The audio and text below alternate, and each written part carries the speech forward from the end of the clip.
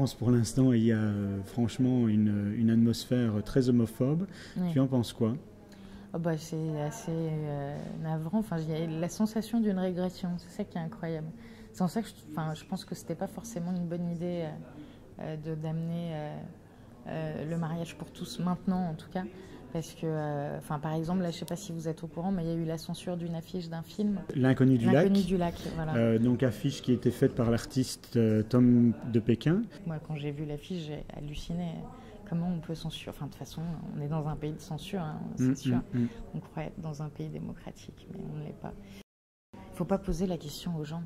C'est comme la peine de mort, il ne faut pas leur demander, sinon on va se retrouver avec la peine de mort, ça va être un calvaire. Il y avait tout un groupuscule d'un groupe de gens qui disaient on n'est pas homophobe, on est contre le mariage pour les homosexuels. Sauf que finalement, cette espèce de grand rassemblement, c'est beaucoup d'homophobie. Et il y a une toute petite partie de gens qui sont peut-être intelligents et qui disent non, moi c'est juste le mariage, c'est une question d'opinion. Et je peux complètement respecter que des gens, effectivement, qui sont soit très croyants, soit très catholiques, puissent être offusqués de ce genre de choses. Je le comprends totalement. Je trouve que ça a été très mal géré, très mal amené. Et puis on en a fait un espèce d'étendard de choses très urgentes à faire, alors qu'il y a quand même beaucoup plus...